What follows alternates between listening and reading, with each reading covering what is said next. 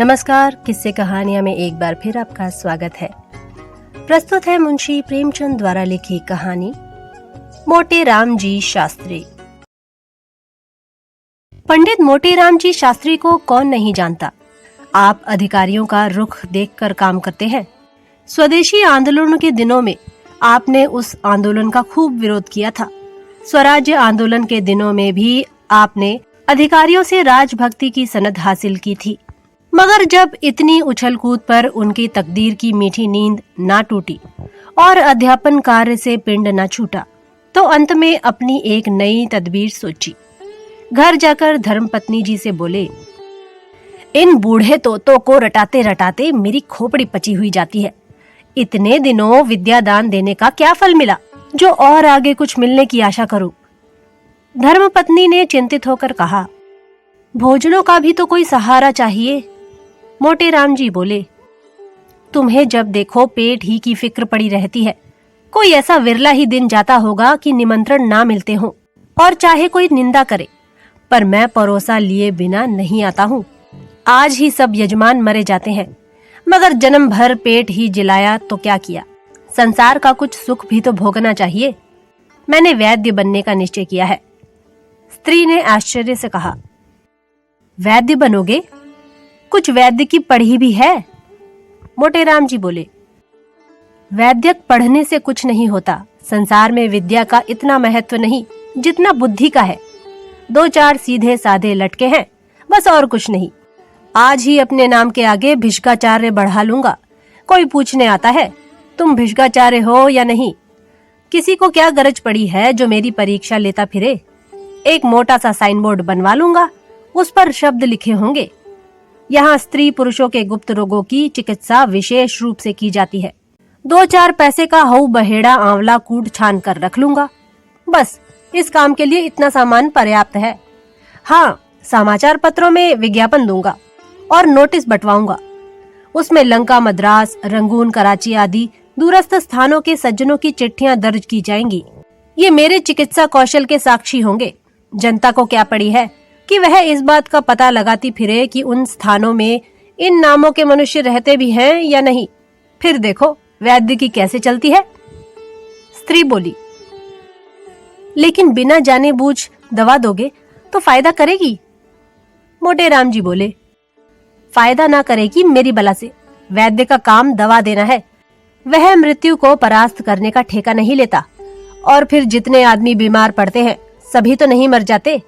मेरा यह कहना है कि जिन्हें कोई औषधि नहीं दी जाती, वे विकार शांत हो जाने पर ही अच्छे हो जाते हैं। वैद्यों को बिना मांगे यश मिलता है। 5 रोगियों में से एक भी अच्छा हो गया तो उसका यश मुझे अवश्य मिलेगा। शेष 4 जो मर गए वे मेरी निंदा करने थोड़े ही आवेंगे। मैंने बहुत विचार करके देख लिया, इससे अच्छा कोई काम नहीं है। लेख लिखना मुझे आता ही है, कवित्व बना ही लेता हूँ। पत्रों में आयुर्वेद महत्व पर 2-4 लेख लिख दूंगा। उनमें जहां तहां 2-4 कवित्व भी जोड़ दूंगा और लिखूंगा भी जरा चटपटी भाषा में। फिर देखो कितने उल्लू फंसते हैं। यह ना समझो कि मैं इतने दिनों केवल बूढ़े तोते ही रटाता रहा। मैं नगर के सफल वैद्यों की चालों का अवलोकन करता रहा हूँ और इतने दिनों के बाद मुझे उनकी सफलता के मूल मंत्र का ज्ञान हुआ है। ईश्वर ने चाहा तो एक दिन तुम सिर से पांव तक सोने से लदी होगी। स्त्री ने अपने मनोल्लास को दबाते हुए कहा, मैं इस उम्र में भला क्या गहने पहनूंगी, ना अब वह अभिलाषा ही है। पर यह तो बताओ कि तुम्हें दवाएं बनानी भी तो नहीं आती। कैसे बनाओगे? रस कैसे बनेंगे? दवाओं को पहचानते भी तो नहीं हो। मोटे राम जी बोले, प्रिय, तुम वास्तव में बड़ी मूर्ख हो। अरे, वैद्यों के लिए इन बातों में से एक भी आवश्यकता नहीं। वैद्य की चुटकी की राख ही रस है, भस्म है, रसायन है। बस आवश्यकता है कुछ ठाट बाट की। एक बड़ा सा कमरा चाहिए, उसमें एक दरी हो, ताकों पर 10-5 शीशियां बोतल हो। इसके सिवा और कोई चीज दरकार नहीं। और सब कुछ बुद्धि आप ही आप कर लेती है। मेरे साहित्य मिश्रित लेखों का बड़ा प्रभाव पड़ेगा। तुम देख लेना, अलंकारों का मुझे कितना ज्ञान है यह तो तुम जानती ही हो। आज इस भूमंडल पर मुझे ऐसा कोई नहीं दिखता जो अलंकारों के विषय में मुझसे पेश पा सके। आखिर इतने दिनों घास तो नहीं खोदी है। 10-5 आदमी तो कवि चर्चा के नाते ही मेरे यहाँ आ जाया करेंगे। बस वही मेरे दल्लाह होंगे। उन्हीं की मार्फत मेरे पास रोगी आवेंगे। मैं आयुर्वेद ज्ञान के बल पर नहीं, नायिका ज्ञान के बल पर धड़ल्ले से वैद्य करूंगा। तुम देखती तो जाओ। स्त्री ने अविश्वास के भाव से कहा, मुझे तो डर लगता है कि कहीं यह विद्यार्थी भी तुम्हारे हाथ से न जाए। ना इधर के रहो ना उधर के। तुम्हारे भाग्य में तो लड़के पढ़ाना लिखा है और चारों ओर से ठोकर खाकर फिर तुम्हें वही तोते रटाने पड़ेंगे। मोटे राम जी बोले, तुम्हें मेरी योग्यता पर विश्वास क्यों नहीं आता? स्त्री बोली, इसलिए कि तुम वहां भी धूर्तता करोगे। मैं तुम्हारी धूर्तता से चिढ़ती हूँ। तुम जो कुछ नहीं हो और नहीं हो सकते हो, वह क्या बनना चाहते हो? तुम लीडर ना बन सके, सिर पटक कर रह गए। तुम्हारी धूर्तता ही फलीभूत होती है और इसी से मुझे चिढ़ है। मैं चाहती हूँ कि तुम भले आदमी बनकर रहो, निष्कपट जीवन व्यतीत करो, मगर तुम मेरी बात कब सुनते हो? मोटेराम जी बोले, आखिर मेरा नायिका ज्ञान कब काम आवेगा? स्त्री बोली, किसी रईस की मुसाहिबी क्यों नहीं कर लेते? जहां 2-4 सुंदर कवित्व सुना दोगे वह खुश हो जाएगा और कुछ ना कुछ दे ही मारेगा। वैद्य का ढोंग क्यों रचते हो? मोटेराम जी बोले, मुझे ऐसे ऐसे गुर मालूम है जो वैद्यों के बाप दादों को भी ना मालूम होंगे, और सभी वैद्य 1-1, 2-2 रुपए पर मारे मारे फिरते हैं। मैं अपनी फीस 5 रुपए रखूंगा, उस पर सवारी का किराया अलग। लोग यही समझेंगे कि यह कोई बड़े वैद्य हैं, नहीं तो इतनी फीस क्यों होती? स्त्री को अब की कुछ विश्वास आया, बोली, इतनी देर में तुमने एक बात मतलब की कही है, मगर यह समझ लो, यहाँ तुम्हारा रंग न जमेगा, किसी दूसरे शहर को चलना पड़ेगा। मोटेराम जी हंसकर बोले, क्या मैं इतना भी नहीं जानता? लखनऊ में अड्डा जमेगा अपना। साल भर में वह धाक बांध दूं कि सारे वैद्य गर्द हो जाए। मुझे और भी कितने ही मंत्र आते हैं। मैं रोगी को 2-3 बार देखे बिना उसकी चिकित्सा ही न करूंगा। कहूंगा, मैं जब तक रोगी की प्रकृति को भली भांति पहचान न लूं, उसकी दवा नहीं कर सकता। बोलो, कैसी रहेगी? स्त्री की बाछे खिल गई, बोली, अब मैं तुम्हें मान गई। अवश्य चलेगी तुम्हारी वैद्य की, अब मुझे कोई संदेह नहीं रहा। मगर गरीबों के साथ यह मंत्र ना चलाना, नहीं तो धोखा खाओगे। साल भर गुजर गया। भिक्षगाचार्य पंडित मोटेराम जी शास्त्री की लखनऊ में धूम मच गई। अलंकारों का ज्ञान तो उन्हें था ही, कुछ गा बजा भी लेते थे। उस पर गुप्त रोगों के विशेषज्ञ रसिकों के भाग्य जागे। पंडित जी उन्हें कवित्व सुनाते, हंसाते और बलकारक औषधियां खिलाते, और वह रईसों में जिन्हें पुष्टिकारक औषधियों की विशेष चाह रहती है, उनकी तारीफों के पुल बांधते। साल ही भर में वैद्य जी का वह रंग जमा कि बायद व शायद गुप्त रोगों के चिकित्सक लखनऊ में एकमात्र वही थे। गुप्त रूप से चिकित्सा भी करते।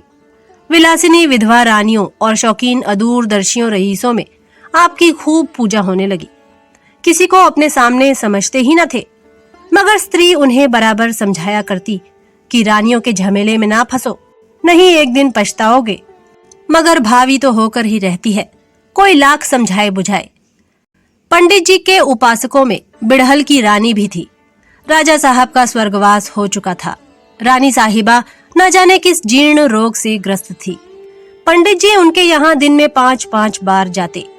रानी साहिबा उन्हें एक क्षण के लिए भी देर हो जाती तो बेचैन हो जाती। एक मोटर नित्य उनके द्वार पर खड़ी रहती थी। अब पंडित जी ने खूब केचुल बदली थी। तंजेब की अचकन पहनते, बनारसी साफा बांधते और पंप जूता डांटते थे। मित्रगण भी उनके साथ मोटर पर बैठकर दंदनाया करते थे। कई मित्रों को रानी साहिबा के दरबार में नौकर रखा दिया। रानी साहिबा भला अपने मसीहा की बात कैसे टालती, मगर चरखे जफाकार और ही षड्यंत्र रच रहा था। एक दिन पंडित जी रानी साहिबा की गोरी गोरी कलाई पर एक हाथ रखे नब्ज देख रहे थे और दूसरे हाथ से उनके हृदय की गति की परीक्षा कर रहे थे कि इतने में कई आदमी सोटे लिए हुए कमरे में घुसाए और पंडित जी पर टूट पड़े। रानी ने भागकर दूसरे कमरे की शरण ली और किवाड़ बंद कर लिए। पंडित जी पर बेभाव पड़ने लगे। यूं तो पंडित जी भी दमखम के आदमी थे, एक गुप्ती संदेह साथ रखते थे। पर जब धोखे में कई आदमियों ने धर दबाया तो क्या करते? कभी इसका पैर पकड़ते, कभी उसका। हाय हाय का शब्द उनके मुंह से निकल रहा था, पर उन बेरहमों को उन पर जरा भी दया न आती थी। एक आदमी ने एक लात जमा कर कहा, इस दुष्ट की नाक काट लो। दूसरा बोला, इसके मुंह में कालिख और चूना लगाकर छोड़ दो। तीसरे ने कहा, क्यों वैद्य जी महाराज, बोलो क्या मंजूर है? नाक कटवाओगे या मुंह में कालिख लगवाओगे? पंडित जी बोले, भूल कर भी नहीं सरकार, अरे मर गया। दूसरा बोला, आज ही लखनऊ से रफरैट हो जाओ, नहीं तो बुरा होगा। पंडित जी बोले, सरकार मैं आज ही चला जाऊंगा, जनेऊ की शपथ खाकर कहता हूं, आप यहां मेरी सूरत ना देखेंगे। तीसरे ने कहा, अच्छा भाई, सब कोई इसे 5-5 लाते लगाकर छोड़ दो। पंडित बोले, अरे सरकार मर जाऊंगा, दया करो। चौथा बोला, तुम जैसे पाखंडियों का मर जाना ही अच्छा है। हाँ तो शुरू हो। पंचलत्ती पड़ने लगी, धमाधम की आवाजें आने लगी। मालूम होता था नगाड़े पर चोट पड़ रही है। हर धमाके के बाद एक बार हाय की आवाज निकल आती थी, मानो उसकी प्रतिध्वनि हो। पंचलत्ती पूजा समाप्त हो जाने पर लोगों ने मोटे राम जी को घसीटकर बाहर निकाला और मोटर पर बैठाकर घर भेज दिया। चलते चलते चेतावनी दे दी कि प्रातःकाल से पहले भाग खड़े होना, नहीं तो और ही इलाज किया जाएगा।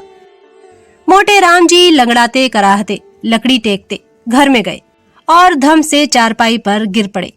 स्त्री ने घबराकर पूछा, कैसा जी है? अरे तुम्हारा क्या हाल है? हाय हाय, यह तुम्हारा चेहरा कैसा हो गया? मोटे राम जी बोले, हाय भगवान, मर गया। स्त्री बोली, कहाँ दर्द है?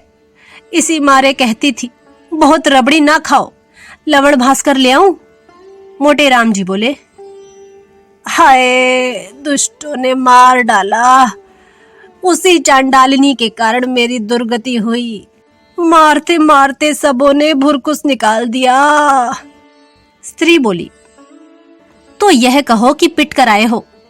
हाँ पिटे हो, अच्छा हुआ, हो तुम लातो ही के देवता। कहती थी कि रानी के यहाँ मत आया जाया करो, मगर तुम कब सुनते थे? मोटे राम जी बोले, हाय हाय, तुझे भी इसी दम कोसने की सूझी? मेरा तो बुरा हाल है और तू कोस रही है। किसी से कह दे ठेला वेला लावे, रातों रात लखनऊ से भाग जाना है, नहीं तो सवेरे प्राण ना बचेंगे। स्त्री बोली, नहीं अभी तुम्हारा पेट नहीं भरा, अभी कुछ दिन और यहाँ की हवा खाओ। कैसे मजे से लड़के पढ़ाते थे, हाँ नहीं तो वैद्य बनने की सूझी।